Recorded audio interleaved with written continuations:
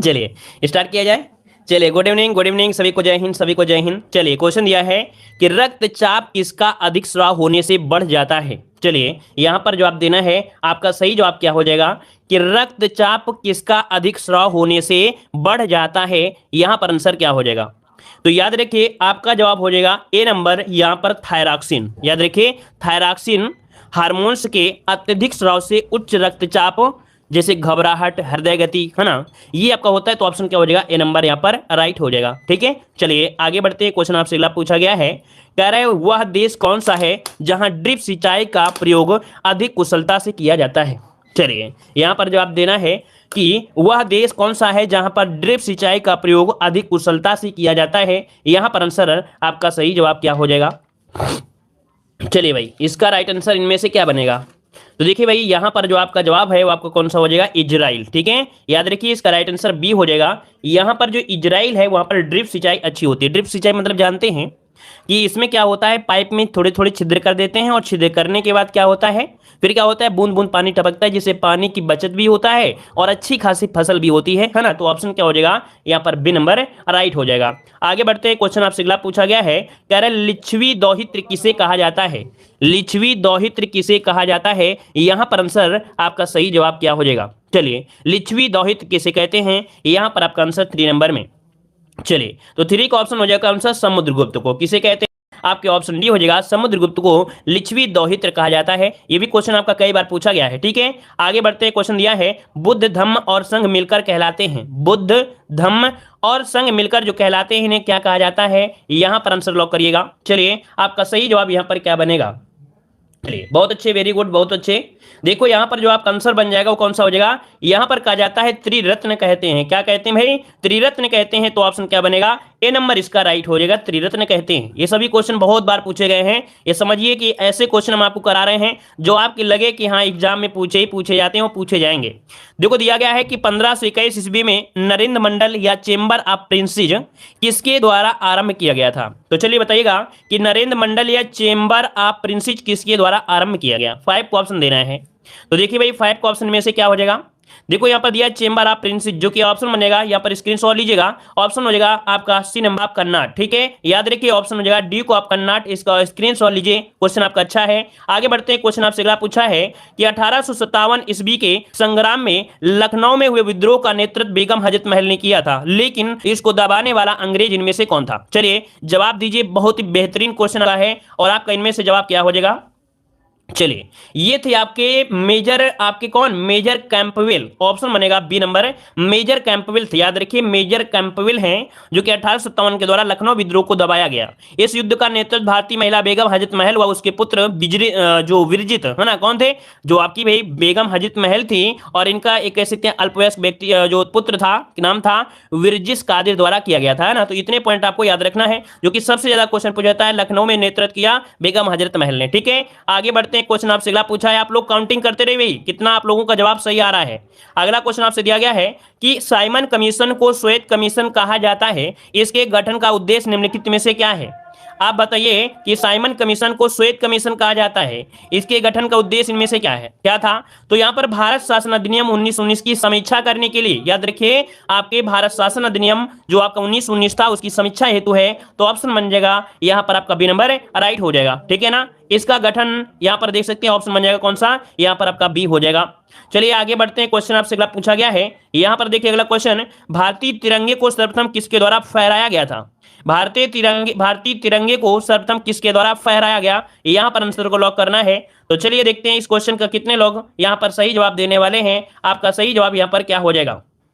चलिए भाई देखिए ऑप्शन आ रहा है बी नंबर, काफी लोग दे रहे हैं बी नंबर। वीडियो को लाइक शेयर कर दीजिएगा। देखिए ऑप्शन आ रहा है बी नंबर जवाहरलाल नेहरू। यहां पर जवाब बनेगा कौन सा, भाई आपका जवाब हो जाएगा बी नंबर, बिल्कुल सही आया है कि आपके जवाहरलाल नेहरू द्वारा सर्वप्रथम 31 दिसंबर, कब, तो याद रखिए 31 दिसंबर 1929 को रात के 12 बजे रावी नदी के तट पर लाहौर में आपके भारतीय तिरंगे को फहराया गया था। तो ऑप्शन हो जाएगा बी नंबर। आगे बढ़ते हैं। क्वेश्चन आपसे अगला पूछा गया है कि गांधी जी ने 1932 में उपवास प्रधानता किस लिए किया था। भाई यहां पर पता है गांधी जी ने उपवास किया था, अब आप ही बताइए किसके लिए किया था। तो यहां पर देखिए आपका जवाब इनमें से क्या हो जाएगा। तो ये एक सांप्रदायिक कह सकते हैं अधिनिर्णय था रैमजे मैकडोनाल्ड के द्वारा। ठीक है, याद रखिए ये रैमजे मैकडोनाल्ड के द्वारा कम्युनल अवार्ड की घोषणा की गई थी। किसके? कम्युनल अवार्ड, कम्युनल बोलते हैं तो कम्युनल अवार्ड की घोषणा की गई थी। और इसके उपरांत ही उपवास की समाप्ति पूना समझौते के बाद हुई थी। अगर क्वेश्चन पूछे कि इनकी जो समाप्ति हुई थी कैसे, तो पूना समझौता जब हुआ था उसके बाद इनकी आपकी कह सकते हैं उपवास समाप्त हो गया था। ऑप्शन बनेगा यहां पर आपका सी नंबर। आगे बढ़ते हैं, क्वेश्चन आपसे अगला दिया गया है, कह रहा आपसे ऋग्वेद के 9वें मंडल में किस देवता का उल्लेख है, अर्थात किस देवता से संबंधित है। बताइए भाई, यहां पर क्वेश्चन आपने बहुत बार पढ़ा होगा और आप जवाब है देने का नंबर आया है तो आप लोग जवाब दीजिएगा। चलिए यहां पर आंसर हो जाएगा डी नंबर, यहां पर सोम हो जाएगा। क्या? यहां पर सोम। चलिए आगे बढ़ते हैं, क्वेश्चन आपसे अगला पूछा गया है, निम्नलिखित में से प्रथम बौद्ध संगीति के अध्यक्ष आपके कौन थे।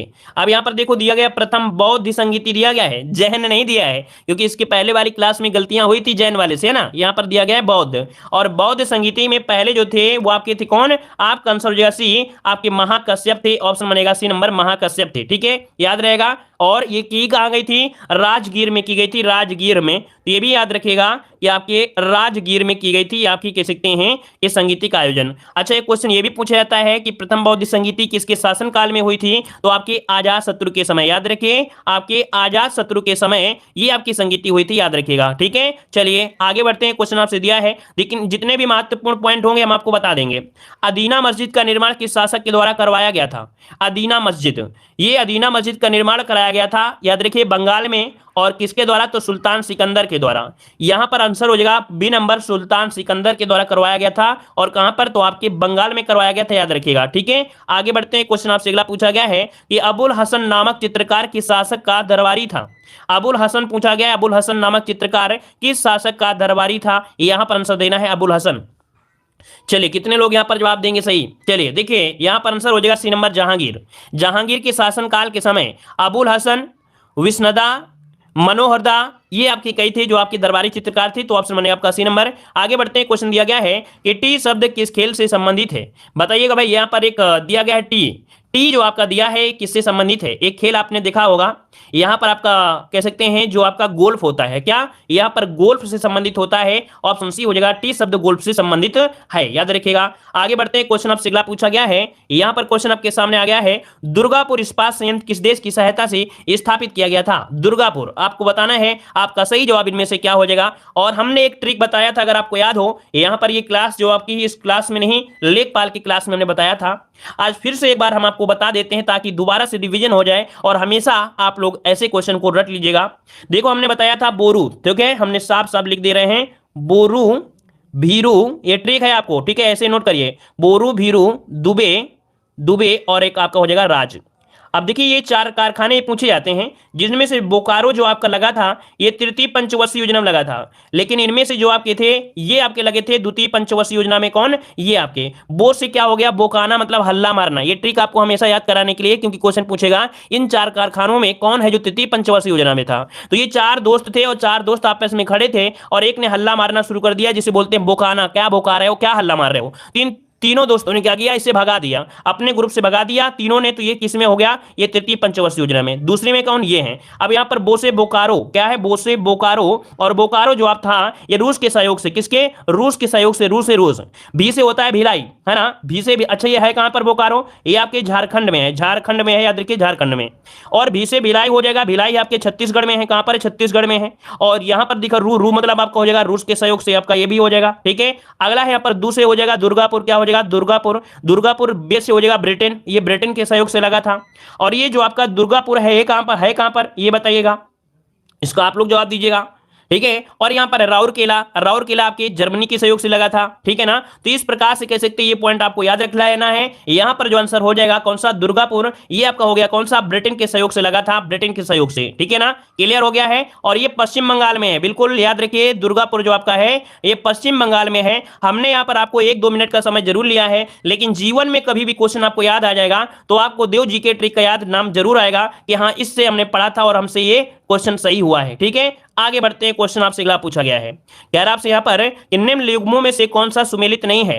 निम्न युग्मों में से कौन सुमेलित नहीं है, यहां पर आंसर को लॉक करना है। आपका सही जवाब क्या है। देखो हम आपको क्लासे दे रहे हैं, जितने भी कम स्टूडेंट हैं में कोई दिक्कत नहीं है, लेकिन हमने बताया आप लोगों से रिक्वेस्ट है कि वीडियो को लाइक शेयर कर दिया करें। कम बच्चे हैं तो क्या हुआ, कम से कम इतना तो हमें पता ही है कि यही 10 बच्चे हैं वो 20 बच्चे हैं, जिनमें से कुछ ऐसे बच्चे हैं जो लाइक शेयर करने के लिए डरते हैं। मतलब बहुत बच्चे होते हैं तो पता नहीं चलता है कि कौन नहीं करता है, लेकिन इन्हीं में लगता है कि कोई ना कोई ऐसे गद्दार होते हैं जो लोग ये नहीं सोचते हैं कि हमारे लिए कोई कितना मेहनत कर रहा है। ठीक है, तो इसके लिए आप लोग मेहनत करते हैं, तो भाई हम भी आप लोगों मेहनत करते हैं, लाइक शेयर कर दिया करें बिना कहते हुए। ठीक है, यहाँ पर देखो 16 नंबर दिया गया है, कह रहे हैं निम्न युग्मों में से कौन सुमेलित नहीं है। तो भाई यहाँ पर देखो दिया गया है धौलावीरा, ये कच्छ के रण में आपको मिलेगा। कालीबंगा ये आपकी लूनी नदी दिया गया है, मतलब यहाँ पर जो ऑप्शन है बी नंबर है कालीबंगा, ये लूनी नदी ये आपका नहीं है। कालीबंगा कहां पर था, आपके घग्गर नदी में। क्या था भाई, घग्गर नदी में था। इसका मतलब है कि ये आपका आंसर हो जाएगा बी नंबर, ये आपका हो जाएगा। ठीक है, चलिए आगे बढ़ते हैं। क्वेश्चन आपसे अगला पूछा गया है, यहाँ पर दिया गया है किस उपनिषद में सभी आश्रम व्यवस्था का वर्णन मिलता है। जितनी भी आश्रम व्यवस्थाएं हैं इसका जो वर्णन मिलता है वो किस उपनिषद में मिलता है, यहां पर जवाब दीजिएगा। तो ये है आपका जवलोपनिषद। क्या है भाई, जवलोपनिषद है। इसमें 4 आश्रम व्यवस्था, ब्रह्मचर्य, गृहस्थ, वानप्रस्थ और संन्यास, है ना, संन्यास का वितरण इसमें मिलता है। ठीक है, याद रहेगा। चलिए यहां पर आगे बढ़ते हैं। क्वेश्चन आपसे अगला पूछा गया है कि महाराजा रणजीत सिंह किसके उत्तराधिकारी कौन थे। महाराजा रणजीत सिंह, रणजीत ज्यादा याद आता है क्योंकि ज्यादा थे। महाराजा रणजीत सिंह के उत्तराधिकारी कौन बने थे। चलिए इनके जो उत्तराधिकारी बने थे वो आपके कौन थे, ये थे आपके खड़क सिंह। याद रखिए इसका ऑप्शन बनेगा ए नंबर, आपकी खड़क सिंह। आपको याद होगा कि 1839 में रणजीत सिंह के मृत्यु के बाद खड़क सिंह को उत्तराधिकारी चुना गया था, है ना, उत्तराधिकारी चुना गया। ऑप्शन ए नंबर आपका राइट हो जाएगा। आगे बढ़ते हैं। क्वेश्चन आपसे दिया है कि एहोल अभिलेख का संबंध किस शासक से है। एहोल अभिलेख का जो संबंध है वो किस शासक से है, यहां पर 19 का ऑप्शन क्या होगा। तो भाई यहां पर आपका आंसर हो जाएगा पुलकेशन द्वितीय से है। याद रखिए एहोल अभिलेख का संबंध है जो चालुक्य नरेश थे। कौन, चालुक्य नरेश हैं आपके कौन, पुलकेशन द्वितीय। और इस अभिलेख में पुलकेशन द्वितीय के विजयों का वर्णन देखने को मिलता है, याद रखिएगा। ठीक है, और इसमें से हर्षवर्धन के पराजय का वर्णन मिलता है, क्योंकि आपको पता है पुलकेशन द्वितीय ने नर्मदा नदी के किनारे, है ना, खदेड़ दिया था हर्षवर्धन को। ठीक है, तो ऑप्शन बने आपका यहाँ पर सी नंबर। आगे बढ़ते हैं। क्वेश्चन आपसे अगला पूछा गया है, कह रहे वल्लभाचार्य प्रवर्तक थे, या बताइए वल्लभाचार्य जो प्रवर्तक थे वो किसके प्रवर्तक थे। यहां पर आंसर को लॉक करना है। आपका सही जवाब इनमें से क्या हो जाएगा। चलिए वल्लभाचार्य के यहां पर देखा जाए तो काफी लोग जवाब दे दिए हैं और आपका आंसर यहां पर हो जाएगा क्या। चलिए कह रहे हैं आपसे डी हो जाएगा शुद्ध। बिल्कुल सही लगा रहे हैं, बिल्कुल जवाब सही है। देखो हमने बताया था वल्लभा मतलब यहां पर देखो बल लिखा है, बल, और अगर बल अगर मिलेगा कब, जब आप शुद्ध खाएंगे तब। तो देखो बल्लभा और शुद्ध, तो यहां पर आंसर क्या होगा, डी नंबर आपका हो जाएगा। अगर आपको बल मिलना है, अगर बल चाहते हैं तो आप शुद्ध खाना खाइए, है ना, तो यहां पर आंसर आपका डी हो जाएगा, शुद्धाद्वैतावाद हो जाएगा। आगे बढ़ते हैं। क्वेश्चन आपसे दिया गया है कि मुगल शासक अकबर ने किस सिख गुरु से गोइंदवाल जाकर भेंट की और उनकी पुत्री बीबी भानी को कुछ जमीन दी थी। अब आप बताइए इस क्वेश्चन का आंसर क्या हो जाएगा। बताइए मुगल शासक अकबर ने किस सिख गुरु से गोविंदवाल जाकर भेंट की और उनकी पुत्री बीबी भानी को कुछ जमीन दी थी। ये है आपके गुरु अमरदास हैं। याद रखिए अमरदास आपको याद होगा, ये सिखों के तीसरे गुरु थे, है ना। और मुगल शासक अकबर ने गोविंदवाल जाकर भेंट की थी और इनकी पुत्री बीबी भानी को कुछ जमीन दिया था, लगभग 500 बीघा जमीन दिया था ना, 500 बीघा जमीन दिया था। और इसी जमीन पर इन्होंने अमृतसर नगर की स्थापना किया था। तो ऑप्शन बन जाएगा आपका बी नंबर। आगे बढ़ते क्वेश्चन दिया गया है कि पाइका विद्रोह के प्रमुख नेतृत्वकर्ता आपके कौन थे। पाइका विद्रोह, भाई पाइका विद्रोह के जो नेतृत्व करता है वो आपके कौन है, बख्शी जगबंधु हैं। ऑप्शन बनेगा आपका यहाँ 80 नंबर, बख्शी जगबंधु हो जाएगा, याद रखिएगा। ठीक है, इसकी शुरुआत जो हुई थी 1817 में हुई थी। कब, तो 1817 में इसकी शुरुआत की गई थी, लेकिन अंग्रेजों ने निर्दयतापूर्वक से इस आंदोलन का क्या किया था, दबा दिया था, याद रखिएगा। चलिए पाइका विद्रोह संबंध है आपके उड़ीसा से। ठीक है, आगे बढ़ते क्वेश्चन आपसे दिया गया है, कह रहा है सूची फर्स्ट को सूची सेकंड से यहाँ पर सुमेलित करना है और बताइए कि यहाँ पर सही जवाब क्या हो जाएगा। चलिए बगलिहार आपकी चिनाव नदी से है, बगलिहार चिनाव नदी से है। उकाई परियोजना का संबंध है आपके तापी से, इसका हो जाएगा 1 हो जाएगा। तुलबुल परियोजना है आपकी झेलम नदी से, इसका झेलम हो जाएगा अर्थात 2 हो जाएगा। जायकवाड़ी आपकी गोदावरी से है तो इसका 4 हो जाएगा। 3 1 2 4 जो कि ऑप्शन मिलेगा आपका 3 1 2 4 कहां पर है देख लीजिएगा, 3 1 2 4 कहीं है, 3 1 2 4 ऑप्शन आपका सी नंबर यहाँ पर राइट हो गया। ठीक है, आगे बढ़ते हैं। क्वेश्चन आपसे अगला है कि प्रति व्यक्ति आय निकाला जाता है, प्रति व्यक्ति आय निकाला जाता है वो किससे निकाला जाता है, जवाब दीजिएगा। कौन सा सूत्र होता है, कैसे निकालेंगे? तो प्रति व्यक्ति आय बराबर होता है राष्ट्रीय आय प्रति बटे उसकी जनसंख्या ना, मतलब ऑप्शन जो है वो आपका हो जाएगा बी नंबर हो जाएगा। प्रति व्यक्ति आय बराबर राष्ट्रीय आय बटे जनसंख्या होती है, याद रखिएगा। ठीक है ना, याद रहेगा। चलिए आगे बढ़ते हैं। क्वेश्चन आपसे अगला पूछा गया है, कह रहे दिन रात जिस कारण होते हैं वो आपकी कौन सी घटना है? बताइए भाई, दिन रात आप लोग जानते हैं ना, अब आप ही बताइए दिन रात होते हैं क्यों होते हैं? इतना साधारण क्वेश्चन का जवाब आप लोग आसानी से दे सकते हैं, और अगर ऐसे क्वेश्चन को जवाब दे सकते हैं तो समझो कि आप एग्जाम भी पास कर सकते हैं। चलिए भाई, यहां पर आंसर क्या हो जाएगा, ऑप्शन क्या बनेगा आपका? यहां पर बी नंबर हो जाएगा या डी नंबर होगा? चलिए, परिभ्रमण कह रहे हैं, बिल्कुल सही है, याद रखिए ऑप्शन बनेगा बी नंबर, परिभ्रमण होता है, बी नंबर आपका राइट हो जाएगा, परिभ्रमण हो जाएगा। अरे भैया, ए बी सेम कैसे हैं? ये परिक्रमण है, ये परिभ्रमण है, आप जानते हो। थोड़ा सा आपको बता दें, जैसे ये मंदिर है, क्या है? ये मंदिर है। मंदिर में आप लोग क्या करने जाते हैं? मंदिर में आप लोग करते हैं परिक्रमा करते हैं। क्या करते हैं आप लोग? करते हैं परिक्रमा, करते हैं परिक्रमा। तो परिक्रमा मतलब ये हुआ कि जो पृथ्वी है वो सूर्य का चक्कर लगा रही है, ठीक है ना, जिससे ऋतु परिवर्तन होते हैं। क्या? जिससे ऋतु परिवर्तन होते हैं, वो परिक्रमा होती है 300 आपके कितने 65 दिन में, है ना। लेकिन परिभ्रमण मतलब क्या होता है? जब खुद के चक्कर लगा लीजिए, जब खुद के चक्कर लगाएंगे, जैसे पृथ्वी होती है वो 24 घंटे में चक्कर लगाती है, जिसकी वजह से क्या होते हैं? दिन रात होते हैं। तो इस वजह से यहाँ पर क्या हो जाएगा? यहाँ पर बी नंबर आपका राइट हो जाएगा, याद रखिएगा। क्लियर है? चलिए, याद रहेगा, हमेशा याद रहेगा। आगे बढ़ते हैं। क्वेश्चन आपसे अगला पूछा गया है, यहां पर है दक्षिण भारत की सबसे ऊंची चोटी अन्नाईमुदी किस पहाड़ी पर स्थित है? चलिए बताइएगा, दक्षिण भारत की जो सबसे ऊंची चोटी है वो आपकी अन्नाईमुदी है, और ये किस पहाड़ी पर स्थित है? इसका राइट आंसर देना है। आपका सही जवाब हो जाएगा अन्नामलाई पहाड़ी, बिल्कुल सही जवाब आ रहा है, अन्नामलाई पहाड़ी है। नीलगिरी मत लगाइए साथियों, यहां पर लगाना है अन्नामलाई लगाना है, ठीक है, नीलगिरी मत लगाइएगा। ठीक है, चलिए आगे बढ़ते हैं। क्वेश्चन आपसे अगला पूछा गया है, यहां पर दिया गया क्वेश्चन कि मेघालय पठार को 3 भागों में बांटा गया है, गारो, खासी, जयंतियां, पहाड़ियां, इस विभाजन का आधार क्या है? भाई, इन 3 भागों को, तीनों को विभाजित किया गया, इसका मतलब क्या है? ये बताइए कि इसका जो बंटवारा हुआ है, अर्थात इस पहाड़ी को 3 भागों में बोलते हैं, ये क्यों बोलते हैं बताइएगा? वनस्पतियों के कारण, वर्षा की मात्रा कारण, स्थाकृति के कारण, या जनजातियों के कारण? याद रखिए, जनजातियां के कारण है, इसका जो आपका मेन कारण है वो जनजातियां हैं। याद रखिएगा कि मेघालय पठार पर निवास करने वाले जनजातियों के नाम के हिसाब से ही पठार को विभाजित किया गया है, गारो, खासी और जयंतियां। ठीक है, तो ऑप्शन हो जाएगा आपका यहाँ पर डी नंबर। आगे बढ़ते हैं। क्वेश्चन आपसे अगला पूछा गया है कि ग्रीष्म ऋतु में पूर्व भारत में चलने वाली तीव्र और आर्द्र हवाओं को पश्चिम बंगाल में किस नाम से जाना जाता है? तो ये बताइए कि भाई, जो गर्मियों में अर्थात ग्रीष्म ऋतु में जब अपने पूर्व भारत में क्या होता है, बहुत भयंकर हवाएं चलती हैं और आर्द्र हवाएं चलती हैं, तो इसको पश्चिम बंगाल में इसको क्या कहते हैं? तो इसे बोला जाता है काल बैसाखी। क्या बोला जाता है? नोट करिएगा, आंसर बनेगा आपका बी, काल बैसाखी से बोलते हैं। क्या बोलते हैं? काल बैसाखी। इसका जवाब जो हो जाएगा वो काल बैसाखी हो जाएगा। ठीक है, याद रहेगा, पश्चिम बंगाल में काल बैसाखी कहा जाता है। ठीक है, एवं पूर्वी भाग में क्या कहा जाता है? ये जो शब्द आपका है, ये वाला शब्द है, इससे पूर्वी भाग में बोला जाता है, याद रखिए, इसे बोला जाता है पूर्वी भाग में बोला जाता है, पश्चिमी भाग में काल बैसाखी बोला जाता है। कर्नाटक में इसे काफी वर्षा कहते हैं, याद रखिए, कर्नाटक में इसे बोलते हैं कॉफी वर्षा। काफी वर्षा मतलब हुआ काफी के लिए बहुत ही उत्तम है। और अगर केरल की बात करें, तो केरल में बोला जाता है आम्र वर्षा, क्योंकि वहां के जो आम है, आम के फसलों के लिए बहुत ही बेहद होती है ये वाली जो आपकी वर्षा होती है। तो इस प्रकार से इस क्वेश्चन के जितने भी क्वेश्चन आपके बन रहे हैं, तो सभी को यहां पर कह सकते हैं आप लोग नोट कर लीजिएगा, क्योंकि क्वेश्चन आपके इसी प्रकार से घुमा फिरा के पूछे जा सकते हैं। ठीक है, समझ में आ गया होगा। आगे बढ़ते हैं। क्वेश्चन दिया गया है, केरल से लगे तटीय भाग को किस नाम से जाना जाता है? चलिए बताइएगा, केरल से लगे तटीय भाग को किस नाम से जानते हैं? देखो, हमने बताया था कि आपका प्यारा से आपका क्या है, प्रायद्वीपीय भारत है। इसमें से जो आपका केरल है वो आपका यहां पर आपका है, ये वाला जो एरिया, इसे मालाबार बोलते हैं। क्या बोलते हैं भाई? मालाबार बोलते हैं। इसका आंसर हो जाएगा आपका कौन सा? बी हो जाएगा, मालाबार हो जाएगा। यहां पर कोरोमंडल कहां पर होता है? तो कोरोमंडल आपका ये वाला है जो तमिलनाडु और आंध्र प्रदेश में है, ये आपका मालाबार आपका हो जाएगा, है ना। अगर आपसे पूछे केनरा तट क्या है? केनरा तट जो आपका होता है गोवा से मंगलुरु तक, क्या पर भाई, केरल से लेके मंगलुरु तक जो जाता है उसे केनरा तट कहते हैं। ठीक है ना, याद रहेगा। चलिए, और यहां पर आगे बढ़ते हैं। क्वेश्चन दिया गया है, क्या आपसे बादामी क्रांति का संबंध किसे है? अगर आपने पढ़ा है बादामी क्रांति तो आप जवाब दीजिए। यहां पर आंसर आप लोग क्या सही जवाब दे सकते हैं? बादामी क्रांति का जो संबंध है वो आपके किससे है? कितने लोग जवाब देंगे? खजूर से है क्या? खजूर तो आपके ऑप्शन में भी नहीं है, आप बताइए क्या हो जाएगा। कह रहे हैं फलों उत्पादन से, फल से भी नहीं है, ये मसाला उत्पादन है। याद रखिए बादामी क्रांति का संबंध है आपकी मसाला उत्पादन से। किससे? आपकी मसाला उत्पादन से, याद रखिएगा, है ना। एक होता है क्वेश्चन यहाँ पर राउंड रेवोल्यूशन, है ना, गोल क्रांति। गोल क्रांति का संबंध होता है किससे? तो आपके आलू से होता है ना।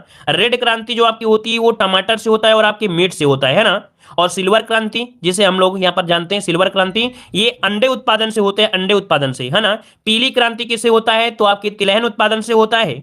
ग्रीन अगर पूछे हरित क्रांति, हरित क्रांति का संबंध होता है खाद्यान्न उत्पादन से। ये ढेर सारे क्वेश्चन होते हैं जो कि हमने आपको पढ़ाया भी है। आगे बढ़ते हैं। 2011 की जनगणना रिपोर्ट के अनुसार भारत का सर्वाधिक जनसंख्या घनत्व वाला राज्य पूछा गया है। सर्वाधिक जनघनत्व जो आपका है ये कहाँ का है? तो भाई आपका बिहार, याद रखिए ऑप्शन बनेगा ये नंबर आपका बिहार हो जाएगा। बिहार की अगर हम बात करते हैं बिहार में, तो यहाँ पर कितने आपके हैं? 1106 यहाँ पर जनघनत्व है। 1 किलोमीटर में कितने लोग निवास करते हैं? 1106 लोग निवास करते हैं। पश्चिम बंगाल की बात करते हैं तो यहाँ पर आपके 1028 लोग निवास करते हैं, याद रखिए पश्चिम बंगाल में। केरल की बात करते हैं तो केरल में आपके 860 लोग निवास करते हैं 1 किलोमीटर में। उत्तर प्रदेश में तो आप लोग जानते हैं 829 आपका वर्ग किलोमीटर होता है ना। तो इसको नोट करिएगा। जितने भी हम क्वेश्चन बताएं उसके ऑप्शन में जो डिस्क्राइब करते हैं उसको भी यहाँ पर ध्यान रख लीजिएगा। और इतने अगर ऑप्शन के अनुसार आप पढ़ेंगे तो याद रखिएगा पूरे के पूरे क्वेश्चन फंसाने की गारंटी है। ठीक है, चलिए बताइए अगला क्वेश्चन। अंडमान निकोबार द्वीप समूह में किस प्रकार के वन पाए जाते हैं? चलिए, अंडमान निकोबार द्वीप समूह में किस प्रकार के वन पाए जाते हैं, यहां पर जवाब देना है। देखो यहां पर क्या होता है, पानी की मात्रा ज्यादा होती है, पानी की मात्रा ज्यादा होती है। यहां पर आपको पता है लौटता हुआ मानसून भी इस साइड में होता है, अर्थात इस एरिया में जो आपको मिलेंगे वो मिलेंगे आपके सदाबहार वनों का विकास हुआ है। यहां पर आंसर हो जाएगा बी नंबर। याद रखिए अंडमान निकोबार द्वीप समूह है जो कि विषुवत रेखा के समीप है और यहाँ की जलवायु जो है वो कैसी है? विषुवतीय है। कैसी है? विषुवतीय है। इस कारण यहाँ पर सदाबहार वनों का विकास हुआ है। ऑप्शन में आपका बी नंबर हो जाएगा। आगे बढ़ते हैं, क्वेश्चन आपसे दिया गया है भारत में सुनामी वार्निंग सेंटर कहां पर स्थित है? सुनामी के जो वार्निंग देता है ना, चेतावनी देता है, वो आपके है कहां पर? ये है आपके कहां पर? ऑप्शन बनेगा आपका यहां पर 28 का 33 का ऑप्शन बनेगा आपका डी, हैदराबाद में। कहां पर है भाई? हैदराबाद में, याद रखिए। और इसका ये जो काम कर रहा है 2007 से काम कर रहा है। कब से? 2007 से ये काम कर रहा है, याद रखिएगा। ठीक है, आगे बढ़ते हैं। क्वेश्चन आपसे दिया गया है यदि लोकसभा में बजट पारित नहीं होता है तो क्या होगा? चलिए बताइएगा भाई कि यदि लोकसभा में बजट पारित नहीं होता है तो क्या होगा? इस स्थिति में आप जवाब दीजिएगा। कह रहे वित्त मंत्री को इस्तीफा देना पड़ेगा, प्रधानमंत्री को इस्तीफा देना पड़ेगा, पुनः बजट को संशोधित करके लोकसभा के पटल पर रखा जाता है, या सरकार को इस्तीफा देना पड़ता है। क्या जवाब हो जाएगा? लाजवाब और दमदार क्वेश्चन है, जवाब दीजिए क्या आंसर यहां पर हो सकता है। चलिए जवाब आ रहा है यहां पर ऑप्शन बी, ऑप्शन ए। देखिए इसका आंसर हो जाएगा डी नंबर। यदि लोकसभा में बजट पारित नहीं होता है तो सरकार को इस्तीफा देना पड़ता है। याद रखिए सरकार को इस्तीफा देना पड़ता है, याद रखिएगा। ठीक है, चलिए आगे बढ़ते हैं। क्वेश्चन आपसे दिया है कि नई अखिल भारतीय सेवा योजना का सृजन करने के लिए राज्यसभा में उपस्थित तथा मतदान देने वाले सदस्यों की संख्या कम से कम कितनी होनी चाहिए? कम से कम कितनी होनी चाहिए? तो भाई आपकी पता है 2/3 होना चाहिए। ऑप्शन बनेगा यहां पर आपका सी नंबर, 2/3 होना चाहिए, याद रखिएगा। ठीक है ना, आगे बढ़ते हैं। क्वेश्चन आपसे अगला पूछा गया है, कह रहे लोकसभा में गणपूर्त या कोरम की कुल सदस्य संख्या कितनी होती है? ये बताइए, कोरम या गणपूर्त उसे कहते हैं। याद रखिएगा यहां पर लोकसभा में है तो आपके कितने 1/10 होना जरूरी है। याद रखिएगा कि लोकसभा में गणपूर्त या कोरम कुल संख्या का 1/10वां, या अगर बोल दे या क्या होता है, या 55, कितने 55 के लोग होते हैं, इतने अगर मौजूद हैं तो आपका चल जाएगा। यही चीज राज्यसभा में कितने होते हैं? राज्यसभा में कितने होते हैं? इसके आधे मतलब आपके 25 होते हैं, जिसको उसे भी 1/10 कहते हैं। तो राज्यसभा में 25 सदस्य मौजूद है और अगर लोकसभा में सॉरी राज्यसभा में 25 और लोकसभा में 55। ठीक है, यह तो आप लोग सिंपल सी बात कह सकते हैं, 1/10 निकाल भी सकते हैं। क्लियर है, आगे बढ़ते हैं। क्वेश्चन आपसे दिया गया है कि संसद के संयुक्त अधिवेशन के संबंध में कौन सा कथन आपका गलत दिया गया है? कौन सा कथन आपका गलत दिया गया है? तो चलिए यहां पर देखते हैं। संयुक्त अधिवेशन राष्ट्रपति बुलाता है, जो कि बिल्कुल सही जवाब दिया गया है। ठीक है, अगला है कह रहा आपसे कि संयुक्त अधिवेशन की कार्यवाही लोकसभा के प्रक्रिया नियमों के अनुसार संचालित होती है। मतलब यह भी है कि लोकसभा की प्रक्रिया के नियमों के अनुसार संचालित होती है। पहला सही है, दूसरा सही है। तीसरा दिया है कि धन विधेयक एवं संविधान संशोधन विधेयक पारित करने के लिए भी संयुक्त अधिवेशन बुलाया जा सकता है। ये बात आपकी गलत है। ऑप्शन जो आपका हो जाएगा वो सी नंबर हो जाएगा कि धन विधेयक और संविधान संशोधन विधेयक पारित करने के लिए संयुक्त बैठक नहीं हो सकती है। संविधान संशोधन विधेयक दोनों सदनों में अलग अलग पारित होना आवश्यक होता है। अगर संविधान संशोधन है तो उसमें दोनों सदनों में अलग अलग तरीके से पास होना जरूरी होता है, ठीक है ना। तो यहां पर याद रखिए ऑप्शन थर्ड आपका गलत हो गया है, ठीक है, क्लियर हो गया है। और यहां पर डी वाला देख लीजिएगा कि संयुक्त अधिवेशन की अध्यक्षता लोकसभा अध्यक्ष की अनुपस्थिति में लोकसभा के उपाध्यक्ष कर सकता है। समझ में आ गया होगा क्वेश्चन। आगे बढ़ते हैं, क्वेश्चन दिया गया है, यहां पर क्वेश्चन आ गया है कि नियंत्रक महालेखा परीक्षक केंद्र सरकार के लेखाओं का प्रतिवेदन राष्ट्रपति को देता है, जिसे वह संसद के दोनों सदनों के पटल पर रखते हैं। इसके उपरांत संसद के किस समिति द्वारा इसकी जांच की जाती है? भाई इसकी जो जांच करता है वो कौन करता है? इसकी भी जांच करता है ना केंद्र जो महालेखा परीक्षक होता है वो अपनी रिपोर्ट तो देता है, लेकिन इस रिपोर्ट को भी जांच करने के लिए एक बनाई गई है आपकी समिति है, नाम है लोक लेखा समिति। लोक लेखा समिति में बताया था कि कुल 22 सदस्य होते हैं। कितने? कुल 22 सदस्य होते हैं, जिनका कार्यकाल 1 वर्ष का होता है। याद रखिए इनका कार्य 1 वर्ष का होता है। याद रखिए इनमें से लोकसभा के जो होते हैं वो आपके 15 होते हैं और राज्यसभा के कितने होते हैं? 7 सदस्य होते हैं, याद रखिएगा, ठीक है। तो इतना पॉइंट आपको याद रख लेना है। आगे बढ़ते हैं, क्वेश्चन आपसे अगला पूछा गया है, कह रहा है यहां पर अगला क्वेश्चन, भारत की संचित निधि पर भारतीय व्यय निम्नलिखित में से कौन नहीं है? भारत की संचित निधि पर भारतीय व्यय निम्नलिखित में से कौन नहीं है? चलिए यहां पर ऑप्शन को देखते हैं, पढ़ते हैं। पहला पॉइंट कि भारत राष्ट्रपति का वेतन एवं भत्ता, मतलब भारत की संचित निधि पर व्यय निम्नलिखित में से कौन नहीं है? तो देखिए राष्ट्रपति का वेतन भत्ता मिलता है इन्हीं से, सर्वोच्च न्यायालय के न्यायाधीश का वेतन मिलता है इन्हीं से, उच्च न्यायालय के न्यायाधीशों का वेतन मिलता है इन्हीं से। उच्च न्यायालय के न्यायाधीशों के वेतन और भत्ता क्या है भैया? उच्च न्यायालय के न्यायाधीशों ने के पेंशन, अच्छा पेंशन, ठीक है। लेकिन यहां पर दिया गया उच्च न्यायालय के न्यायाधीशों के वेतन और भत्ता। याद रखिए उच्च न्यायालय के न्यायाधीशों का जो पेंशन है, पेंशन पेंशन तो आपका भारत की संचित निधि से होती है, लेकिन यहां पर अगर वेतन और भत्ते की बात करें तो क्या होगा? तो याद रखिए, नोट करिएगा कि उच्च न्यायालय के न्यायाधीशों के केवल पेंशन भारतीय व्यय संचित निधि में शामिल होते हैं। वेतन एवं भत्ता राज्य समेकित निधि पर भारित होते हैं, अर्थात उच्च न्यायालय अर्थात हाई कोर्ट के जो न्यायाधीश होते हैं इनको जो वेतन मिलता है वो राज्य की संचित निधि से मिलता है। किससे? राज्य की संचित निधि से मिलता है। तो ऑप्शन क्या बन जाएगा? आपका डी नंबर यहां पर राइट हो जाएगा, ठीक है ना। आगे बढ़ते हैं, क्वेश्चन आपसे अगला पूछा गया है, कह रहा है किसी राज्य के विधान परिषद की सदस्य संख्या उस राज्य के विधानसभा के सदस्यों की संख्या से अधिक नहीं हो सकती है। अधिक नहीं हो सकती है, आप बताइए कितना अधिक नहीं हो सकती है?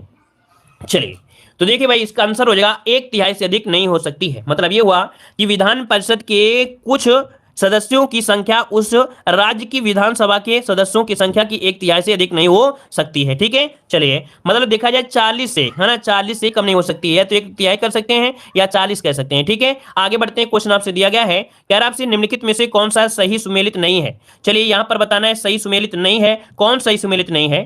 तो भाई आपको दिया डोबे राइन, इन्होंने दिया था आपके त्रियक नियम दिया था, है ना। फिर इसके बाद दिया गया है न्यूलैंड्स, इन्होंने अष्टक सिद्धांत दिया है, ये भी सही दिया गया है। मोस्ले ने दिया था आधुनिक आवर्त सारणी नियम दिया था, ठीक है। हाइजेन वर्ग दिया है अपवर्जन नियम, यहां पर गलत आंसर आपका डी नंबर है। याद रखिए हाइजेन वर्ग ने दिया था अनिश्चितता का सिद्धांत। किसका?